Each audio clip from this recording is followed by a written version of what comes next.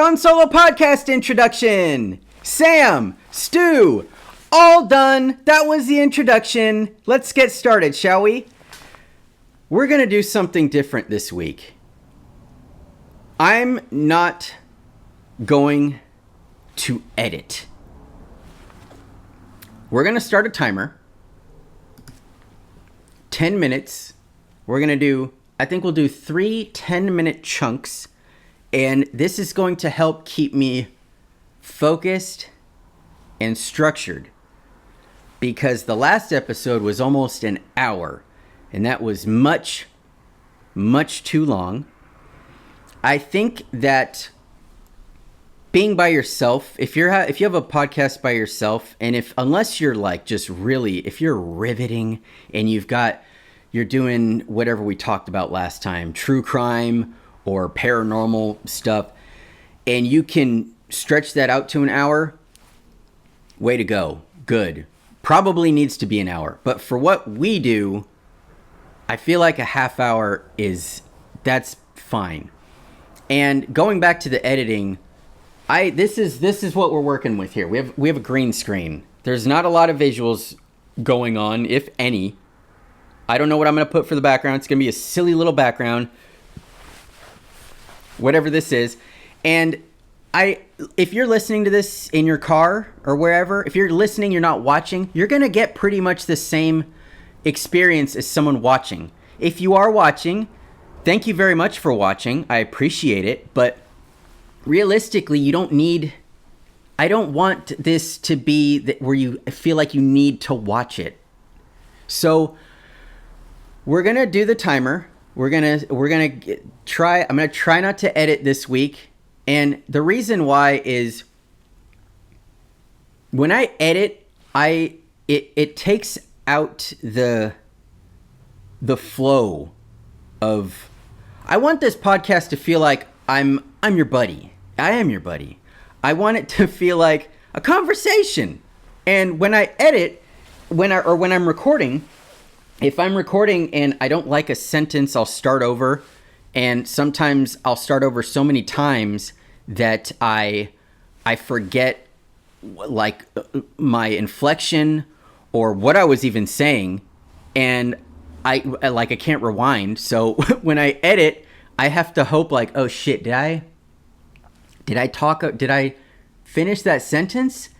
And sometimes I'll have a clip of me and I'll have half a sentence going, and then I try so many times, I get hot and I like undo my jacket. So like halfway through the sentence, my jacket is just open, or, you know, I've moved Stu or something, or the battery died and I had to change. There's just so many things that it takes away from the flow of it. So I don't like the amount of time that I'm editing, and I'm bad at it too. I'm probably not going to get much better than I am right now. So it takes me a really long time, and I feel like if I'm shooting for an hour and a half, and then I'm editing for like 5 hours, I'm doing something wrong. So I think that I'm going to try, this is going to be an experimental episode where I'm not going to stop. We're not going to stop. And if it sucks, it sucks. And if I stutter, I stutter. And if I can't finish a sentence. So what we're going to do is, real quick, this is part of the fun. This is kind of like a live episode, only no one's watching. Right before I sat down to start recording, if you're I don't know what I call people who listen to this, a conversationalist. It's a shitty name. If you've listened to the other podcast episodes and you know about the Amber Rose story, I sat down and I was about to record, and my phone like blew up, and I was like, what the hell is going on? It was on Instagram. Like, why do I have all these notifications? And I was like, okay, notifications, what's happening? And under the stories, if you post a story and someone tags you or they repost a story, it'll show like how many people mentioned you or whatever. And so I went in there. I was like, okay, maybe someone like really popular must have reposted my story. Amber Rose. I'm trying to find it right now. Yeah, Amber Rose. I don't know if it'll focus. Please focus. It's probably not. Anyway, that's me, and that's Amber Rose's account. And I thought that was really crazy that she I don't think she remembered me. She just wrote bash and slash. I don't know what that means. But I have oh, those are her kids. Bash and slash. Okay. So the stupid little skit that I did was it was around Christmas time. It was calling mom at work, like when we were younger, and my brothers and we used to call my mom. All kids do this shit. It's very relatable. That's why the video blew up. But she would be at work, and we would call and just fight over the stupidest shit. And I made a skit about it, and I was like, I called my mom, and it was like, hey mom, Ben ate all the granola bars, and then I gave Ben the phone, and she talks to him, and it was pretty much that. But for some reason, that video just like has randomly been like blowing up. But yeah, I thought that was really funny that Amber Rose, I was just talking about her, and she reposted the video. I messaged her. I said, hey, that I don't know if you remember me, but I modeled for you in 2011 for your defunct VH1 show. Probably doesn't remember me. I don't think she's gonna see it. She has 22 million followers, so I doubt that she's gonna see that. But I just thought that was kind of funny. Look at that. 3 minutes left on this 10-minute segment, which I don't even know what it is really. So I quit TikTok. If you're watching from TikTok, by the way, hello. Thank you for migrating over here. I'm sorry that it's not very funny. We have funny moments here, but for the most part, I never know what I'm doing. So you're getting me, baby. And so I quit TikTok. I quit TikTok. Yeah, it wasn't for me. I quit two days ago. There's just a lot that I don't like about it, what it's turning into. And for someone like me who enjoys making, I like to think I make original content. I'm often inspired by other videos, but for the most part, everything is from the old noodle. And the TikTok doesn't usually reward that kind of content. It likes reactions and the same joke over and over and over and over, and fake pranks and couples and just all these things that good for you doing that. But for me personally, I feel so disconnected from everybody when I'm on there sometimes, and it bums it. Like I was scrolling the other day for like a half hour, and I was like, when am I gonna find a good thing? When am I gonna feel good? And I was like, oh, this isn't healthy. Like just being angry and not liking so much of the stuff. And a lot of people will be like, well, that's you're doing that to yourself. You're responsible for your algorithm. But it's not true at all. I get some of the videos I get, I'm like, how did this come across my feed? I'm not watching like wilderness videos. Like there was a lion eating a zebra. Like I'm not I'm not looking that up, and I'm not liking it. I'll see it and I'm like, okay, cool. I don't know why that's on here, but whatever, scroll. And so I decided that I don't want to be on there. And there's so much like fucking, it's like high school drama with some of these people. Like, why are you all fighting over the stupidest shit. And I don't know. I decided that I didn't want to be posting on there, and like Twitter, it makes me more angry than it does happy. So I decided I'm going to go ahead and take a long time off, and I'm going to try to put more time and effort into this. And oh wow, 10-minute timer is up. Time to talk about something else. All right, restart. No, but really, I love that app. It truly changed my life. And when I started during the start of the pandemic, and it's like everybody else. I'm in my house trying to pass the time, trying to be a goofball, make people feel good, make people laugh. But now it's so much of it is like just ads and people trying to sell something, and outrage. I think it's called Ragebait, where it's like there's a group of people that do one thing and they rely on the second group of people to react to it. And it's a machine. And you have group one who purposely makes really bad food, like they'll pour spaghetti sauce or chocolate sauce over spaghetti noodles, and it's like, damn well you're not going to eat that. It's just to get people to react. And then they post that, and then you have like, there's a guy on there named his handle is Chef Reactions. He's really funny, but his whole thing is to react to that content. And he knows, I'm sure he knows by now that it's all fake, but it's this form of comedy that I mean, it's fun. It's fun to hear him be like, "What the hell are you doing? Why are you putting chocolate sauce on spaghetti noodles? Oh my God."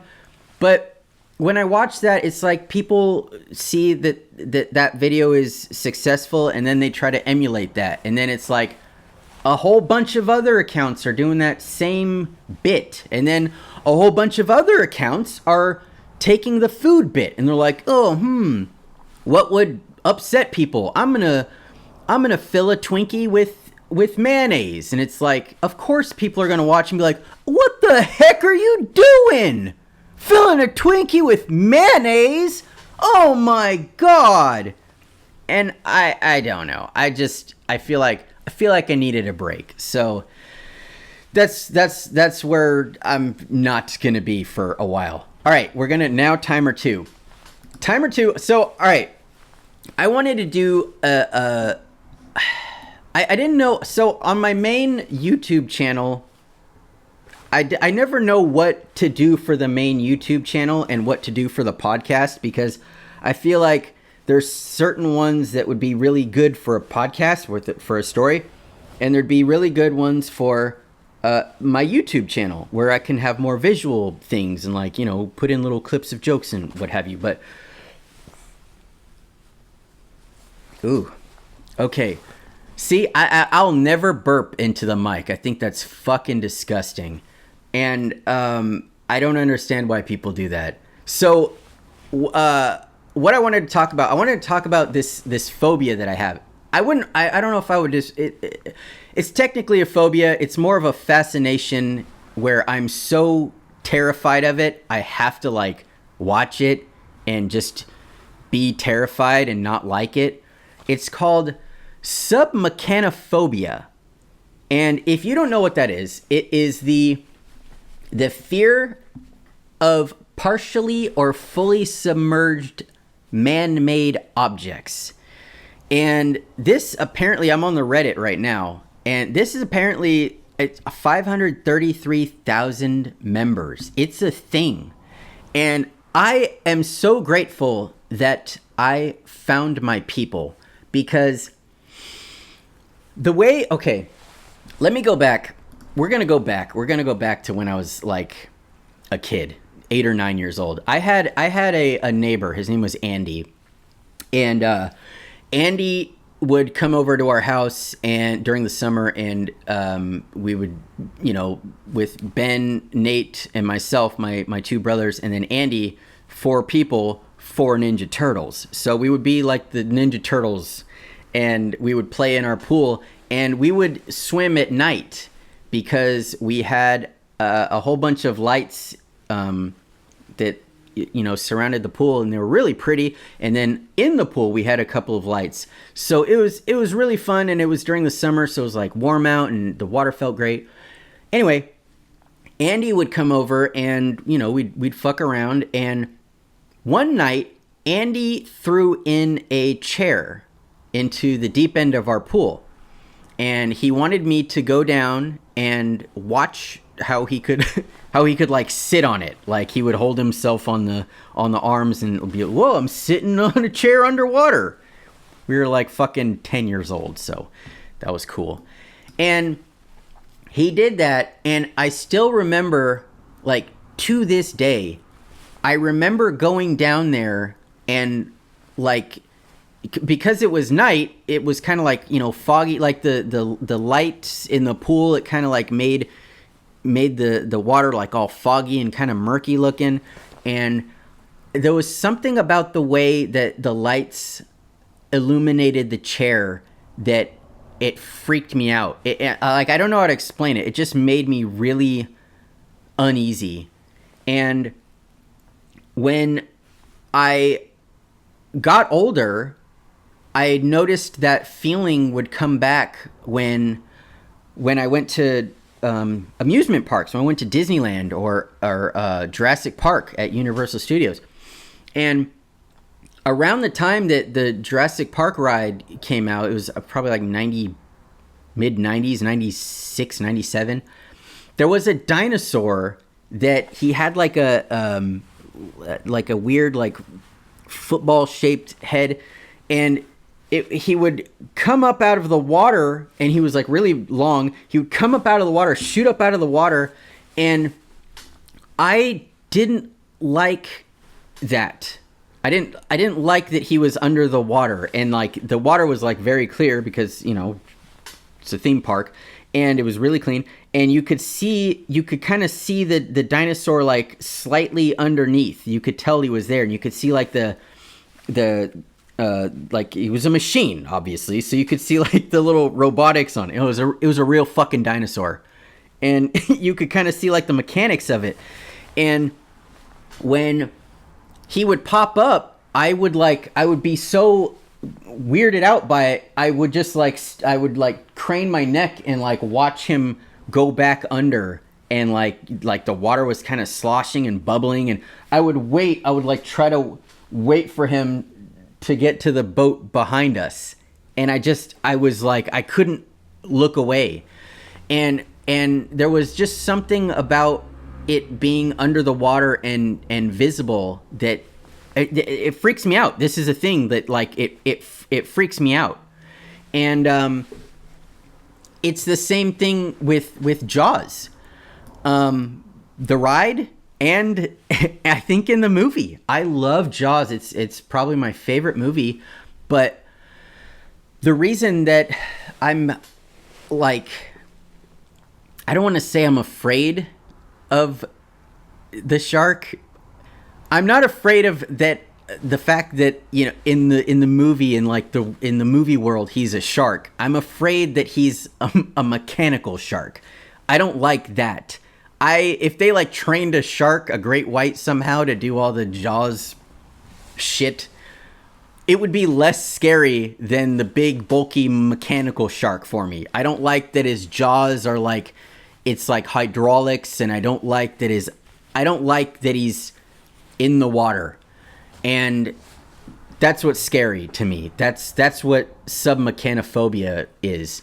And at the Universal Studios, at the ride, that I would have that same feeling when the shark would if you've been at Universal, you go on this tram and you drive through Amity Island where Jaws lives, Bruce, and he pops up and he kind of like does this thing where he like sprays water at you like a shark does, and then when the tram is like going back, he kind of like he goes back, he resets so that it can get the next tram. Same thing as the dinosaur. I would like turn back and I would have to watch him like slowly go back under the water, and then you could just see like this half a foot, maybe a foot of water on top of him, and I just didn't. I get. All right, change of plans. I totally forgot that the camera shuts off after, I think it's 24 minutes. So that's what just happened. Fantastic. I guess we're going to have to edit this. We're going to have to do like 3 short little cuts. But anyway, going back to Jaws, when he would reset, I would have to watch him like how I watched the dinosaur, and having that knowing that he's under the water, just it makes me really uneasy, because I have this irrational phobia that I'll get like caught under the water with the dinosaur or Bruce. I don't know what situation would ever happen, but it's a situation that I fear. And I think about that like when I see machines or any object. If something is in the water that it's not supposed to be there, I don't like it, and I'll like stare at it and be so uncomfortable. And like if I'm at a party and someone just throws in a chair, I'm gonna be like, okay, that's in there. It shouldn't be in there, but it's in there. I know it can't hurt me. It's not like the chair, if I jump in the pool, the chair's gonna hold me down, but I don't like that. Someone should go in there and get it out. Please. I don't like it. So, I don't like it. So if I'm ever at a party, which I won't be, don't throw a chair in the pool, because it's gonna make me uncomfortable. I don't like that. I don't like it. And so this subreddit, I can't remember what it was. It was like maybe 3 years ago that I saw something, and it brought back the feeling, and I was like, I still don't like this. I'm like 34 years old. I still don't like this. What is this? And I Googled like fear of things being in water or something, and then it popped up. It was a subreddit. There's always something on Reddit, and I was so thankful when I found that, because people they put into words like how I felt, and I didn't know this was a thing. And I'm just kind of scrolling right now. I guess I'll put a visual if you want to see, but just imagine something in the water, and the bigger it is, the scarier it is. And a lot of these are like oil rigs that sank, or there you go, the Liberty Bell capsule before it was recovered. Just like shipwrecks. I think they're awesome, but they make me like and it's weird. Like, oh, a plane wreck? No, thank you, man. And it's weird because it's also stairs.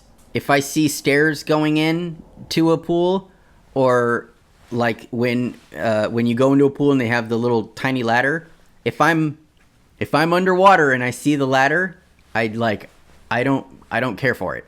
And I know that sounds insane. I don't know how to explain it. It's just a weird thing. I don't know how it started. If it started with Andy in our backyard, I don't know why that triggered it, but that's like the first time I remember being like, ugh.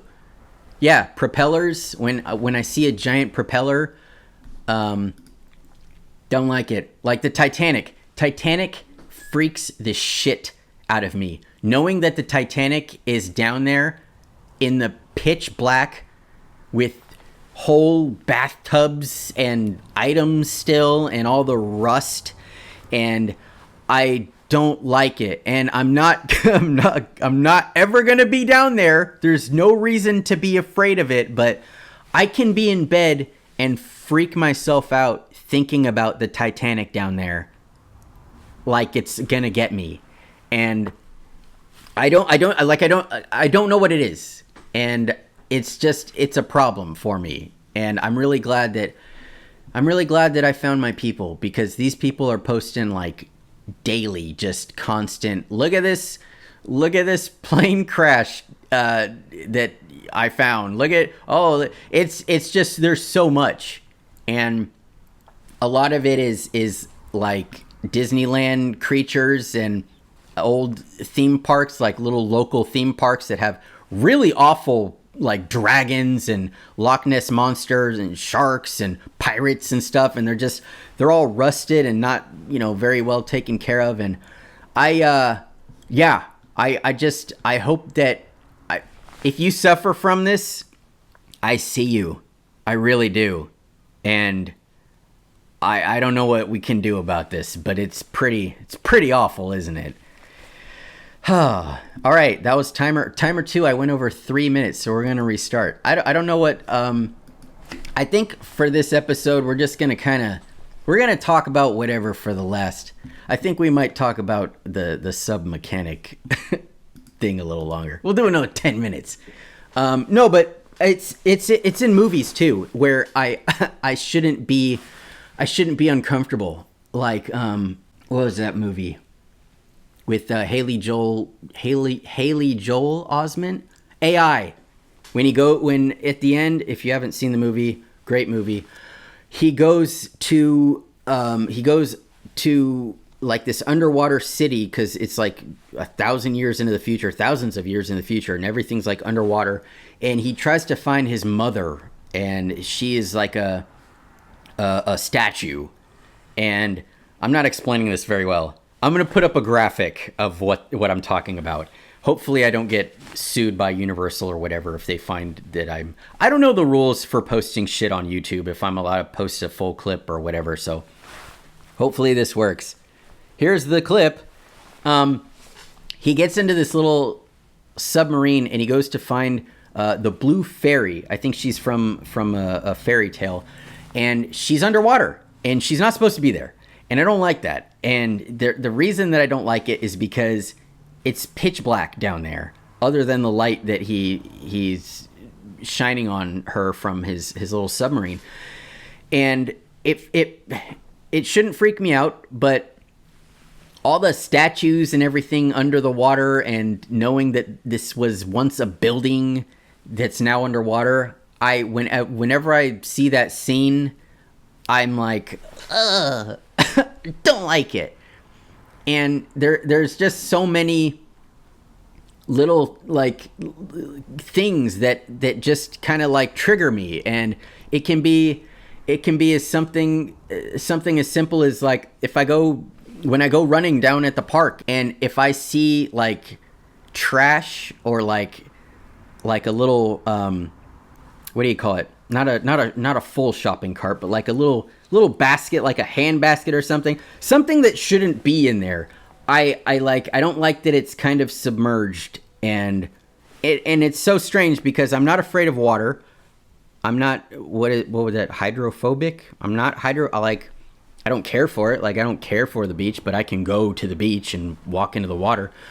And I'm not afraid of man-made objects, but when they're together, I don't like it. It's kind of like I like peanuts and I like chocolate, but I don't like peanut M&Ms. Like, I'll spit that shit out. I don't want to combine those. So don't combine the water with man-made objects. And I'm fine. You can have a ladder and you can have a pool of water, and I'm like, cool. But if you throw the ladder in the pool, I'm going to be like, hey, go get that right now, because I don't like this. Please go get it. So, submechanophobia. That's a fun little fact. That's a fun fact about me. So if you had a Q&A, hey Sam, what are you afraid of? I would say that. And I'm not, like I said, it's not really, I'm not afraid of it. I just I don't like it. I don't like it a lot. See, now I'm not going to be able to sleep tonight. I'm going to be up all night thinking about Amelia Earhart in the bottom of whatever ocean she crashed into. And by the way, I'm sure that people are going to be like, she was actually eaten by giant crabs. I don't think she was. Is it possible? Yeah, it is. But I think that she crashed into the ocean. It's why we can't find the plane. It's why she'll probably never be found. It freaks me out as well. Like the Titanic, my mind can wander and think about like, oh man, I know her body is probably, I don't even think it's there anymore. It's been so long, but I can convince myself like, oh yeah, she's probably strapped in her seat and like just, you know, bobbing back and forth like with the current, and I don't like it. Freaks me out. I don't like that. And it's funny. I always like probably every 3 months, I would say, I'll think that I can solve like the mystery of what happened to her or other missing people or like great mystery, like DB Cooper. Like I'll think, oh, all right, I can figure this out. All right, it's me. I'm gonna figure this out from the comfort of my apartment where Jimmy Hoffa was buried. You know what? What did happen to Jean-Benet Ramsey? I think her brother did it, but I don't know. It's just really a stupid thing. Everybody does that. I think we all we watch a documentary and then we're like, all right, time to get to work. I think I'm gonna figure this out. Like, when has that ever happened? Like, what mystery has ever been cracked? And then you see in the story like, oh yeah, a 19-year-old kid figured it out. He went on Google for like a half hour and he figured it out. He figured out where Amelia went. Yeah, she was there. Google Maps. He like zoomed in and found her there. She was just chilling, hanging out, needed to be rescued. Oh, but anyway, you know what I hate? I hope that this didn't pick up.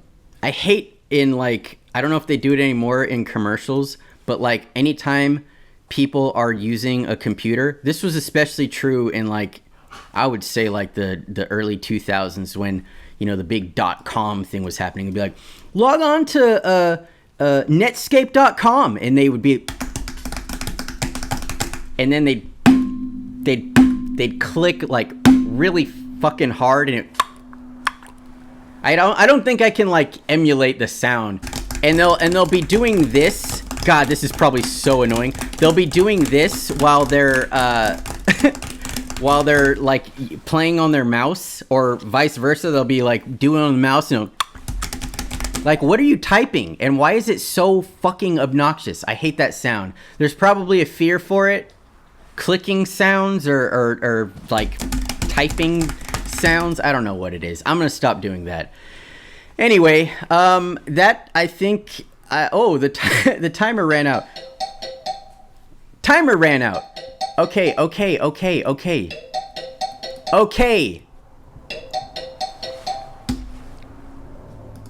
because I was goofing around so much, I turned the volume all the way up on my keyboard, on the computer, I mean.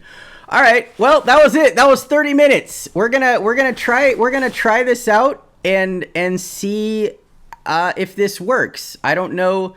This might be the beginning of just I'm probably going to be editing next week. I'm probably just going to.